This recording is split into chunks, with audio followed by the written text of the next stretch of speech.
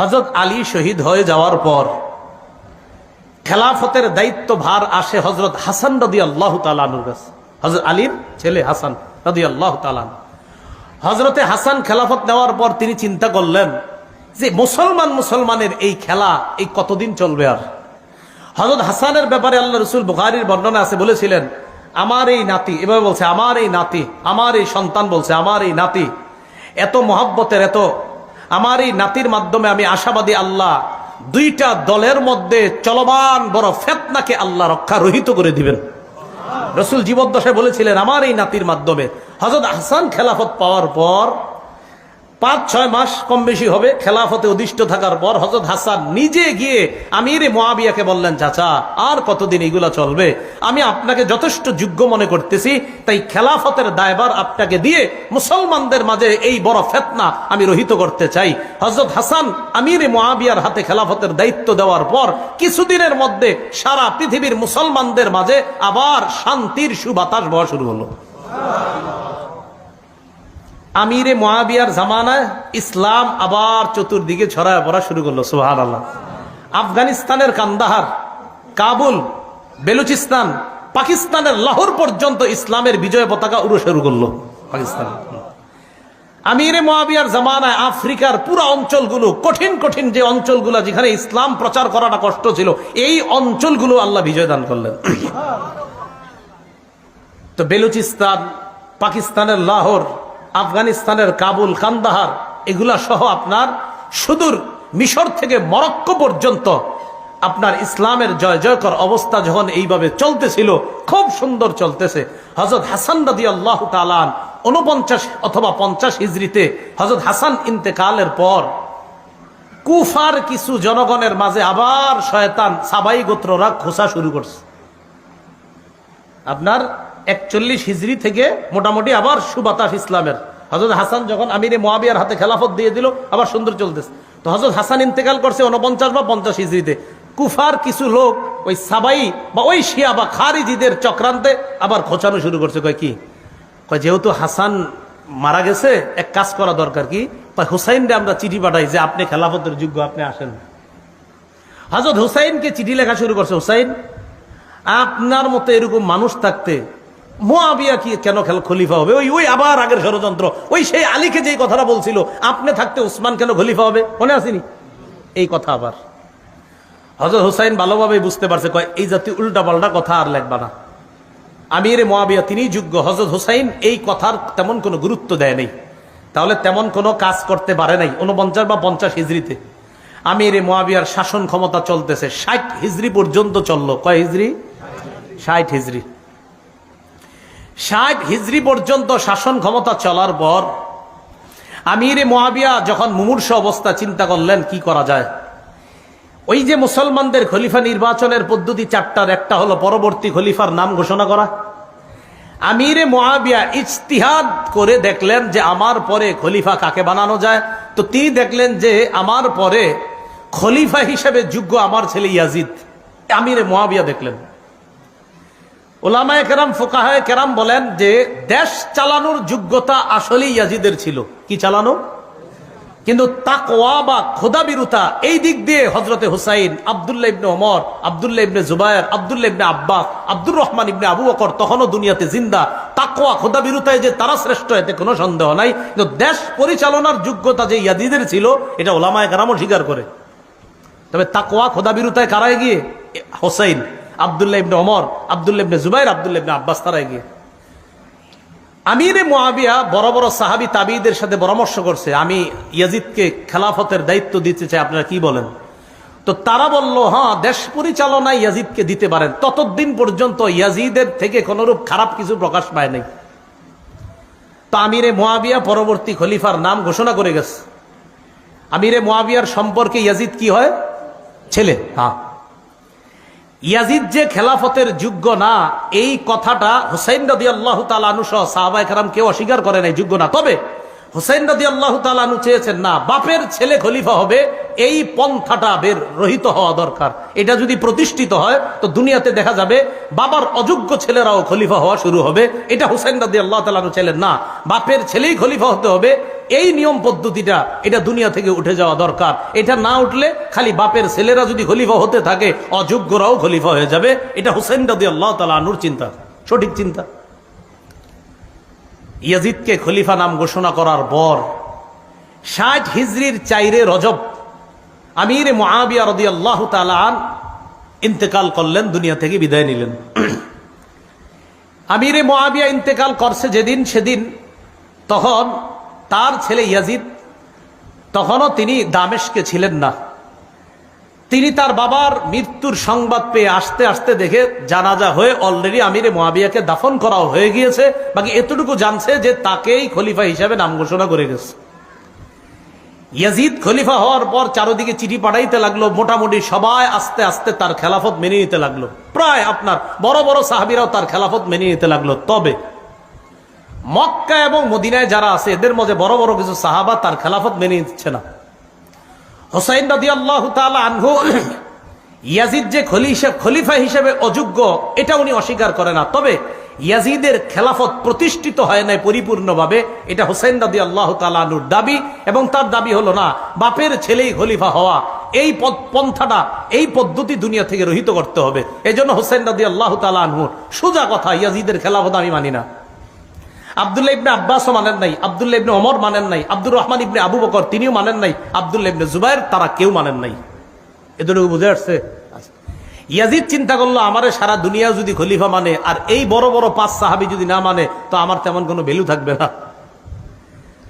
মনে রাখবেন তখন কুফার গভর্নর যিনি, তার নাম নু'মান ইবনে বশির রাদিয়াল্লাহু তাআলা, কুফার গভর্নর। বসরার গভর্নর যিনি ছিলেন তখন উবাইদুল্লাহ ইবনে জিয়াদ। আর মদিনার গভর্নর যিনি ছিলেন তার নাম হলো ওয়ালিদ ইবনে উতবা। ইয়াজিদ খলিফা হওয়ার পর ওয়ালিদ ইবনে উতবার কাছে চিঠি পাঠাইলো, তুমি যেইভাবে হোক, যেই পদ্ধতি হোক, তাড়াতাড়ি হুসাইন, আব্দুল্লাহ ইবনে জুবায়ের, আব্দুল্লাহ ইবনে ওমর, আব্দুল্লাহ ইবনে আব্বাস এদের থেকে তাড়াতাড়ি বায়াত নাও। এদের থেকে যদি বায়াত না নাও তাহলে কিন্তু আমার অবস্থা তেমন ঠিক হচ্ছে না, তাড়াতাড়ি এদের থেকে আমার পক্ষে বায়াত নাও। এতটুকু বুঝে আসছে? কুফা থেকে তখন শত শত চিঠি আসতে লাগলো হুসাইন রাদিয়াল্লাহু তাআলা আনহুর কাছে। হুসাইনকে চিঠিতে লিখতেছে, নবীর নাতি, আপনি হযরত আলীর সন্তান, আপনার মতো যোগ্য ব্যক্তি থাকতে ইয়াজিদকে আমরা কেউ খলিফা হিসাবে মেনে নিতে পারছি না। কুফার জনগণ আমরা কেউ তাকে খলিফা হিসাবে মানব না। কুফায় 1 লক্ষ লোক রেডি আছে ইয়াজিদের বিরুদ্ধে লড়াই করার জন্য, আপনি আমাদের কাছে চলে আসেন। কয় লাখ? 1 লাখ। হুসাইন এই চিঠি পায়া চিন্তা করলো, আসলে কি 1 লাখ লোক আছে? হযরত হুসাইন রাদিয়াল্লাহু তাআলা আনহু দেখলেন আসলেই তো বিশাল একটা জনগোষ্ঠী ইয়াজিদকে এখনো খলিফা মানে না। আসলে কি জানেন, ওই সাবাইরা আলী রাদিয়াল্লাহু তাআলা আনহুরে যেইভাবে হত্যা করছে, তাদের টার্গেট হুসাইনকেও নিয়ে হত্যা করা, এটা তাদের টার্গেট। হুসাইন রাদিয়াল্লাহু তাআলা আনহুর কাছে এদিক দিয়ে চিঠি, এদিক দিয়ে গভর্নর হাউসে, মদিনার গভর্নর হাউসে ডাক পড়ছে। কার? আব্দুল্লাহ ইবনে জুবায়ের, হুসাইন, তাদের ডাক পড়ছে। আব্দুল্লাহ ইবনে জুবায়ের এবং হুসাইন রাদিয়াল্লাহু তাআলা আনহু গভর্নর হাউসে গেছে, যাওয়ার পর সরাসরি বলে ফেলছে, অসম্ভব, ইয়াজিদের পক্ষে বায়াত হওয়া আমার পক্ষে সম্ভব না। গভর্নর হাউসের মধ্যে যখন হুসাইন রাদিয়াল্লাহু তাআলা আর আব্দুল্লাহ ইবনে জুবায়ের তারা কেউ ইয়াজিদকে খলিফা হিসাবে মনোনয়ন দিচ্ছে না, বের হয়ে আসছে। ইয়াজিদ এবার বলল, প্রয়োজনে হুসাইনকে গ্রেফতার করা হোক, নাউজুবিল্লাহ, এরপরেও আমার পক্ষে বায়াত নিতে হবে। হুসাইন রাদিয়াল্লাহু তাআলা আনহু মদিনার অবস্থা বেগতিক দেখে পরিবার নিয়ে মদিনা থেকে রওনা করলেন মক্কায়। কোথায়? মক্কায়। মক্কায় রওনা করার সময় আব্দুল্লাহ ইবনে আব্বাস, আব্দুল্লাহ ইবনে ওমর তারা বাধা দিলেন, আপনি কই যান? কয় মক্কায় যাই। পরে আব্দুল্লাহ ইবনে ওমর কয়, আপনি মক্কায় যাবেন না অন্য কোথাও? কয় না, মক্কায়, আপাতত মক্কায় যাই। কয় তারপর? কয় তারপর দেখি। আব্দুল্লাহ ইবনে ওমর কয়, আল্লাহর রাস্তে আপনি অন্য কোনো সিদ্ধান্ত নিয়েন না, মক্কায় যান, অন্য কিছু করেন না। আব্দুল্লাহ ইবনে ওমর বড় আলেম ছিলেন, উনি বুঝতে পারছেন যে হযরত হুসাইনকে নিঃসন্দেহে আবার তার বাবার মতো ষড়যন্ত্রের ঝালে ফালানোর চেষ্টা করতেছে। আব্দুল্লাহ ইবনে ওমর বললেন, আপনি আল্লাহর রাস্তে মক্কায় যান, অন্য কোথাও যান না। হযরত হুসাইন যে আপনার ওই সাবাই, ওই শিয়াদের ষড়যন্ত্রে আবার পড়তেছে, এটা আব্দুল্লাহ ইবনে ওমর, আব্দুল্লাহ ইবনে আব্বাস বুঝতে পারছেন। আপনারা জানেন আব্দুল্লাহ ইবনে ওমর, আব্দুল্লাহ ইবনে আব্বাস তারা সাহাবীদের মধ্যে বড় বড় সাহাবী ছিলেন। আব্দুল্লাহ ইবনে আব্বাস তো রাইসুল মুফাসসিরিন, মুফাসসিরদের সম্রাট। আব্দুল্লাহ ইবনে ওমর হুসাইনকে জড়াইয়া ধরে লম্বা সময় কাঁদছে, কেঁদে কেঁদে বললেন, কি বলছে দেখেন, ও শহীদ, আপনি মক্কায় যায়েন না। কি বলছে? হ্যাঁ, এটা বলছে। হযরত হুসাইনকে বলতেছে, ও শহীদ, আপনি মক্কায় যায়েন না। শহীদ বলছে, বলে নাই হুসাইন, বলছে ও শহীদ মক্কায়। মানে হযরত আব্দুল্লাহ ইবনে ওমর বুঝতেই পারছে আপনি নির্ঘাত শাহাদাতের দিকে আগাচ্ছেন। হযরত হুসাইন রাদিয়াল্লাহু তাআলা আনহু বিদায় নিলেন আব্দুল্লাহ ইবনে ওমরের কাছ থেকে। আব্দুল্লাহ ইবনে আব্বাস বলছে, কোথায় যান? আপাতত মক্কায়। আপনার অন্য কোনো উদ্দেশ্য আছে? সেখানে গিয়ে সিদ্ধান্ত নিব। আসলে হযরত হুসাইন মনে মনে মোটামুটি সিদ্ধান্ত যে কুফাবাসীর যেহেতু চিঠি আসতেছে, দেখি কুফায় যাওয়া যায় কিনা। রওনা করলেন মক্কায় পরিবার নিয়ে। মক্কায় যাওয়ার পর আব্দুল্লাহ ইবনে ওমর রাদিয়াল্লাহু তাআলা আনহু, বড় বড় সাহাবী যারা, তারা বাধা দেওয়ার পরও তিনি মক্কায় গেলেন। ইতিমধ্যে আব্দুল্লাহ ইবনে আব্বাস, আব্দুল্লাহ ইবনে ওমর, আব্দুল্লাহ ইবনে জুবায়ের, তারা ইয়াজিদের খেলাফতকে মেনে নিয়েছে। কথা বুঝছেন নি? আব্দুল্লাহ ইবনে আব্বাসও মেনে নিয়েছে, আব্দুল্লাহ ইবনে ওমরও মেনে নিয়েছে। তারা মেনে নিয়েছে কেন? তারা বললেন, বিশাল বড় কোন রক্তক্ষয়ী যুদ্ধের আশঙ্কা থেকে হেফাজতের জন্য আমরা ইয়াজিদের খেলাফত মেনে নিলাম। এরা খেলাফত মেনে নেওয়ার পর হুসাইন রাদিয়াল্লাহু তাআলা আনহু যখন মক্কায় গেলেন, মক্কায় আরো চিঠি আসতে থাকলো, প্রচুর চিঠি। চিঠিতে শুধু একই কথা, আপনি আসেন কুফায়। এক পর্যায়ে কুফার অবস্থা যাচাই করার জন্য হুসাইন তার চাচাতো ভাই মুসলিম ইবনে আকিলকে পাঠাইছে কুফায়। তুমি যাও, কুফার অবস্থা যাচাই করে আমারে জানাইবা। মুসলিম ইবনে আকিল কুফায় যাওয়ার আগেই, কুফার গভর্নরের নাম ছিল নোমান ইবনে বশির, মনে রাখবেন। ইয়াজিদ চিন্তা করলো, নোমান ইবনে বশিরকে যদি কুফার গভর্নর রাখি তাহলে ওনার দ্বারা তেমন কাজ হবে না। তেমন কাজ মানে অর্থাৎ ওনার দ্বারা হযরত হুসাইনের বিরুদ্ধে তেমন কাজ নেওয়া যাবে না, কারণ উনি নরম সাহাবী। ইয়াজিদ কি করলো, বসরার গভর্নর উবাইদুল্লাহ ইবনে জিয়াদকে কুফার গভর্নরও বানায়া দিল। মানে দুই এলাকার গভর্নর একজনে বানায়া দিল। উবাইদুল্লাহ ইবনে জিয়াদ একটু শক্ত টাইপের মানুষ ছিল, স্বৈরচারী আচরণ তার মাঝে আগে থেকে ছিল। উবাইদুল্লাহ ইবনে জিয়াদ কুফায় এসে বলল, উবাইদুল্লাহ ইবনে জিয়াদ। এদিক দিয়ে মুসলিম ইবনে আকিল কুফায় যাওয়ার পর দেখলো কুফার জনগণ আসলেই হযরত হুসাইনকে চায়। 12,000 মানুষ মুসলিম ইবনে আকিলের হাতে বায়াত হলো হযরত হুসাইনের পক্ষে। মুসলিম ইবনে আকিল যার বাসায় আশ্রয় নিয়েছে তার নাম হানি ইবনে উরওয়া। বলেন কি নাম? উরওয়া। এদিক দিয়ে উবাইদুল্লাহ ইবনে জিয়াদের কাছে সংবাদ আসছে যে হুসাইনের পক্ষে এক ব্যক্তি বায়াত নিচ্ছে, সে নাকি হানি ইবনে উরওয়ার ঘরের মধ্যে আছে। এই হানি ইবনে উরওয়ার ঘরে গিয়ে হানি ইবনে উরওয়াকে অ্যারেস্ট করে বন্দী করে নিয়ে আসছে। হানি ইবনে উরওয়াকে বন্দী করার পর মুসলিম ইবনে আকিল 4000-এর একটা বাহিনী নিছে হানি ইবনে উরওয়াকে ছুটিয়ে আনার জন্য, মানে জেলখানা থেকে বন্দী করে আনবে। জেলখানা থেকে বন্দী করে যখন আনার জন্য গেছে, যে যাওয়ার পর 4000 ওই মানুষ যাদেরকে নিয়ে গেছে, এদের মা বোন ভাইয়েরা আইসা এদেরকে বুঝাইতে লাগলো, এই তোরা থাকিস না, এখান থেকে চল, যে যার যার মতো চল। এই কথা বইলা যখন নিয়ে গেছে, হযরত মুসলিম ইবনে আকিল পিছনে তাকায় দেখে আর আছে 60 জন। কয়জন ছিল? কয় হাজার আছে? কয়জন? একটু পরে দেখে 50 জন, একটু পরে দেখে 30 জন আছে, একটু পরে দেখে উনি ছাড়া আর কেউ নাই। এই যে জি, ইহাকেই শিয়া বলা হয়। ইহাকে কি বলা হয়? হ্যাঁ, খুব ধূর্ত। মুসলিম ইবনে আকিল একা একা রাস্তায় পথ চলতেছে, কই যাবে কি করবে কিচ্ছু বুঝতেছে না। হঠাৎ এক বাসার সামনে গিয়ে দেখে এক মুরব্বী মহিলা, তার নাম লেখছে অনেকে তোয়াওয়াহ, তোয়াওয়াহ কেউ লেখছে, আর অন্য নামও লেখছে। এই মুরব্বী মহিলা কয়, কে তুমি? তো উনি বললেন, দেখেন আমি অপরিচিত একজন, এই শহরে আমি অপরিচিত, আমি জানি না কোথায় থাকবো, আমার প্রতি একটু দয়া করবেন। আমি হযরত হুসাইন রাদিয়াল্লাহু তাআলা আনহুর একজন দূত হিসেবে আসছিলাম, আমার একটু আশ্রয় দেন। তিনি তাকে ঘরে আশ্রয় দিলেন। তার ছেলে আবার বাহির থেকে আইসা জানতে পারছে আমাদের ঘরে একজন মেহমান আছে, দেখে কি আম্মা আপনার ওই চুপে চুপে ওই মেহমানকে খানা পৌঁছায়, পানি পৌঁছায়। ছেলে সন্দেহ করলো, আম্মা কাকে খানা দেন? এক পর্যায়ে বলতে বাধ্য হয়েছে যে এক ব্যক্তি আমগো ঘরে আশ্রয় নিছে। গিয়ে দেখে এই সেই ব্যক্তি, তার নাম মুসলিম ইবনে আকিল, যাকে গ্রেফতারি পরোয়ানা পুরা কুফার মধ্যে চলতেছে। উবাইদুল্লাহ ইবনে জিয়াদকে জানায়া দিল। জানায়া দেওয়ার পর মুসলিম ইবনে আকিলকে অ্যারেস্ট করছে। মুসলিম ইবনে আকিলের অ্যারেস্ট করার লম্বা হিস্টরি আছে, সেদিকে যাব না। গভর্নর হাউসের ছাদের উপর উঠায়া সেখান থেকে নিচে ভালায়া মুসলিম ইবনে আকিলকে হত্যা করছে। মুসলিম ইবনে আকিলকে হত্যা করার আগে আশআস নামে এক ব্যক্তিকে মুসলিম ইবনে আকিল কানে কানে বলছে, আহারে নবীর নাতি হুসাইনকে আমি চিঠি পাঠাইয়া দিছি, কুফায় আসার জন্য। যদি পারেন মেহেরবানি করে আপনি তাড়াতাড়ি খবর পাঠান নবীর নাতি হুসাইন যেন কুফায় না আসে। খবর কিন্তু পাঠাই দিছে কুফায় আসতে, এবার আবার বলছে খবর পাঠায় দিয়ে বলেন যেন না আসে। ইতিমধ্যে হুসাইন রাদিয়াল্লাহু তাআলা আনহু মুসলিম ইবনে আকিলের চিঠি পায়া রওনা করে ফেলছে। রওনা করার সময় পদে পদে সাহাবায়ে কেরাম বাধা দিচ্ছে, আপনি কুফায় যায়েন না, নিরাপদ মনে হচ্ছে না। কয় কুফার জনগণ তো প্রস্তুত। কয় আমরা বিশ্বাস করি না, আপনার বাবার সাথে এরা গাদ্দারি করছে, আপনার সাথে গাদ্দারি করবে বলেই আমাদের বিশ্বাস। হুসাইন রাদিয়াল্লাহু তাআলা আনহু রওনা করলেন। প্রশ্ন জাগে কেন রওনা করলেন? এর উত্তর হলো হযরত হুসাইন রাদিয়াল্লাহু তাআলা আনহুর চিন্তা হলো যে আমি যদি এই মুহূর্তে কুফায় না যাই, এটা হবে একটা হাজার হাজার মানুষ আসলেই যদি ইয়াজিদের খেলাফত মেনে না থাকে তাহলে কি করা। হযরত হুসাইন রওনা করলেন। রওনা করার পর কিছু দূর যাওয়ার পর হযরত হুসাইন রাদিয়াল্লাহু তাআলা আনহুকে অনেকে বারবার বাধা দিচ্ছে। এক পর্যায়ে আপনার ইরাকের কাছাকাছি যখন চলে গেছে তখন হযরত হুসাইন জানতে পারলেন যে ইয়াজিদের খেলাফত ভালোভাবেই শক্তিশালী হয়ে গেছে, কুফাতেও বসরাতে সব জায়গায়। অথচ হুসাইনের কানে ছিল কি যে ইয়াজিদের খেলাফত কুফায় নরবরে অবস্থা। আসলে নরবরে না, কুফায়ও ইয়াজিদের খেলাফত শক্তভাবে কায়েম হয়ে গেছে। হুসাইন রাদিয়াল্লাহু তাআলা আনহু যখন গেলেন, ওবায়দুল্লাহ ইবনে জিয়াদ একটা বাহিনীকে পাঠায় দিল, যেই বাহিনীর প্রধান নাম হলো ওমর ইবনে সাদ। বলেন কি নাম?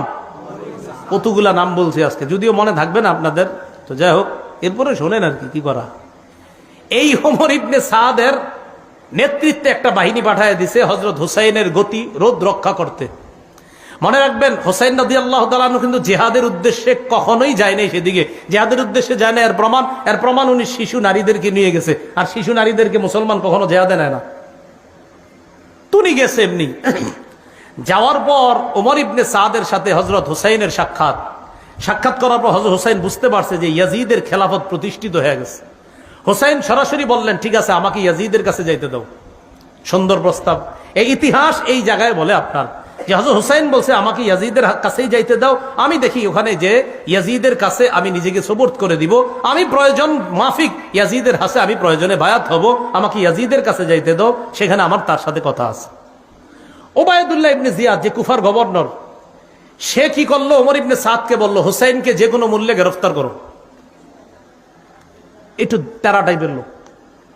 হযরত হুসাইন যখন দেখলো না আমাকে যে কোনো মূল্যে গ্রেফতার করতে চায়, তখন তিনি তিনটা প্রস্তাব রাখলেন হযরত হুসাইন। এক, আমাকে মক্কায় ফিরে যেতে দাও, যেখান থেকে এসেছি সেখানে। দুই, আমাকে ইয়াজিদের সাথে সাক্ষাৎ করতে দাও। তিন, অথবা মুসলমানদের কোন রাষ্ট্রে চলে যেতে দাও, সেখানে অন্য সাধারণ মুসলমানদের মতো আমি জীবন যাপন করব। এই তিনটা প্রস্তাব মনে রাখবেন। হযরত হুসাইন যখন দেখলেন যে আমাকে গ্রেফতার করতেই চায় ওবায়দুল্লাহ ইবনে জিয়াদ, উনি তিনটা প্রস্তাব দিলেন। এক, ইয়াজিদের সাথে সাক্ষাৎ করতে দাও। দুই, মক্কায় ফিরে যেতে দাও। তিন, ইসলামী রাষ্ট্রের কোন সীমানায় পৌঁছায় দাও, আমি সাধারণ মুসলমানদের মতো জীবন যাপন করব। এই কথা শোনার পর ওবায়দুল্লাহ ইবনে জিয়াদ তার যে বাহিনী পাঠাইছে, ওই বাহিনীর মধ্যে প্রধান ছিল ওমর ইবনে সাদ, আরেকজনের নাম ছিল শিমার। কি নাম? শিমার। এই ওমর ইবনে সাদ এবং শিমার আরো কয়েকজন ছিল বড় বড়। শিমার ওবায়দুল্লাহ ইবনে জিয়াদকে বুঝাইল, কয় দেখেন শিকার হাতে পেয়ে এইভাবে হাতছাড়া করাটা ঠিক হবে না। ওবায়দুল্লাহ ইবনে জিয়াদও একটু নরম হয়েছিল, হ্যাঁ ঠিক আছে, যেহেতু রক্ত যুদ্ধ হবে না, তো রক্ত যদি না হয়, রক্ত যদি জমিনে না পড়ে, এটা তো ভালো কথা। হুসাইন যদি এমনি বায়াত হয়ে যায় তাহলে এটা খারাপ কথা না, সমস্যা কি, হোক ঠিক আছে, তাহলে তাকে ইয়াজিদের কাছে যাইতে দেই। শিমার বলল, আরে আপনি কি করতেছেন, এই শিকার যেটা পাইছেন এটা আর কখনো পাবেন না, হাত ছাড়া করেন না। ওবায়দুল্লাহ ইবনে জিয়াদ কয়, হ্যাঁ ঠিক আছে, তাই তো, তাহলে গ্রেফতার করো। হযরত হুসাইন রাদিয়াল্লাহু তাআলা 9 মুহররম কুফা থেকে আপনার শামে অর্থাৎ দামেস্কের যেখানে ইয়াজিদ আছে সেখানে যাইতে প্রায় 900 কিলোমিটারের উপরে। কয়শো কিলো? সেখানে যাইতে আপনার প্রায় 18-19 দিন লাগবে। সেখানে মাত্র 5 দিন রাস্তা অতিক্রম করার পর প্রায় 45 অথবা 72.5 কিলোমিটার রাস্তা, 45 মাইল 72.5 কিলো আর কি, মাইল আর কিলো তো আপনারা জানেন পার্থক্য আছে। 45 মাইল 72.5 কিলোমিটার অতিক্রম করার পর 10 মুহররম কারবালার প্রান্তরে গিয়ে উপস্থিত হয়, অথবা 9 মুহররম রাতের আগেই সেখানে উপস্থিত হয়। উপস্থিত হওয়ার পর ওমর ইবনে সাদের নেতৃত্বে সেখানে তাদের দলবল রেডি। হযরত হুসাইনের সাথে মাত্র 72 জন। হুসাইন রাদিয়াল্লাহু তাআলা আনহু বুঝতে পারলেন যে আমাকে কোনোভাবে ইয়াজিদের কাছে আর যেতে দেওয়া হবে না।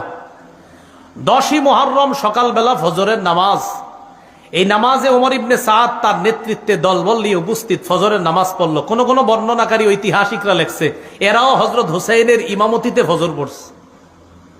হুসাইন ইমামতি করছে, ওই বিরোধী দলও তারা হযরত হুসাইনের ইমামতিতে নামাজ পড়ছে।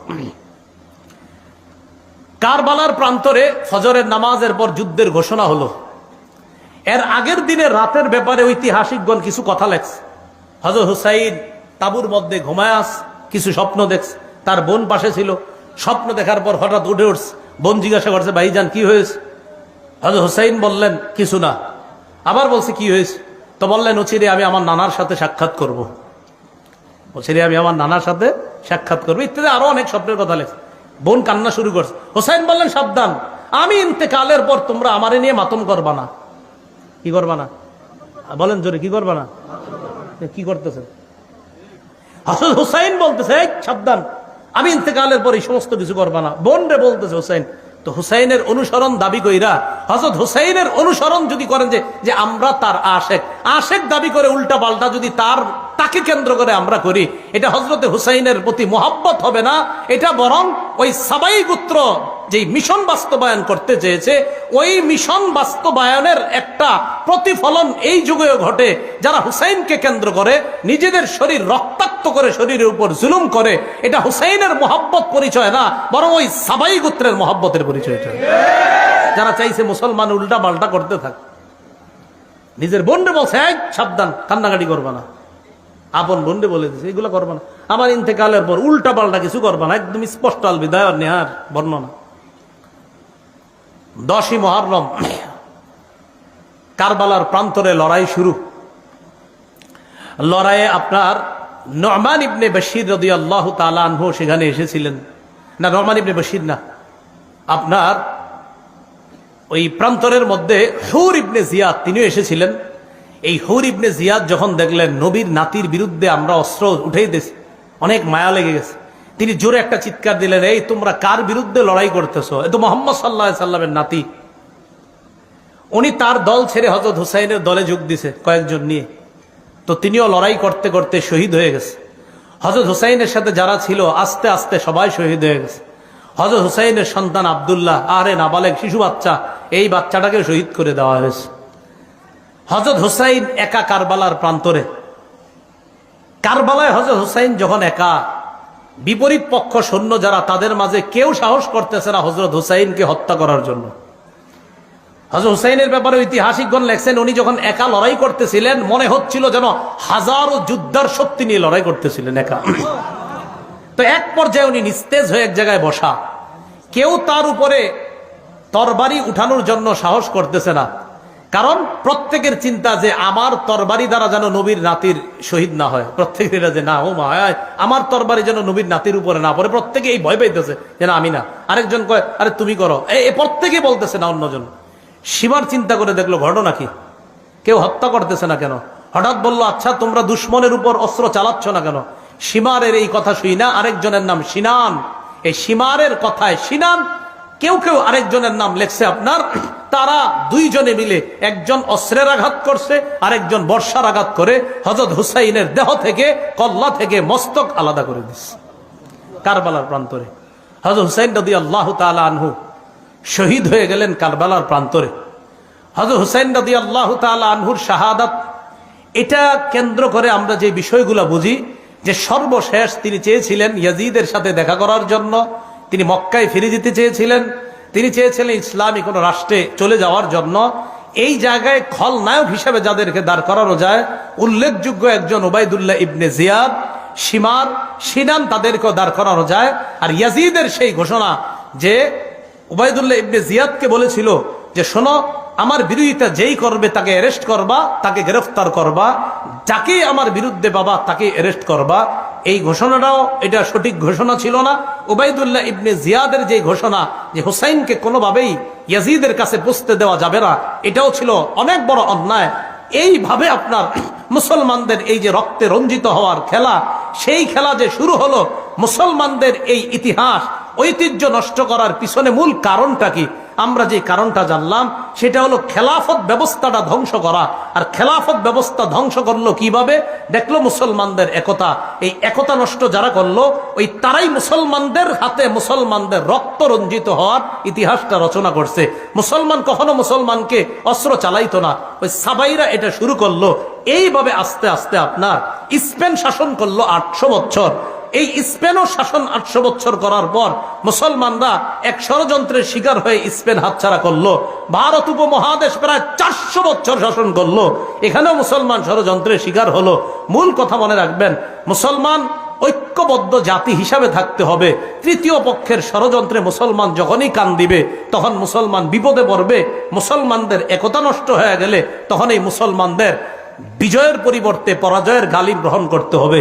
এই জন্য আমরা সবাই আজকের ইতিহাস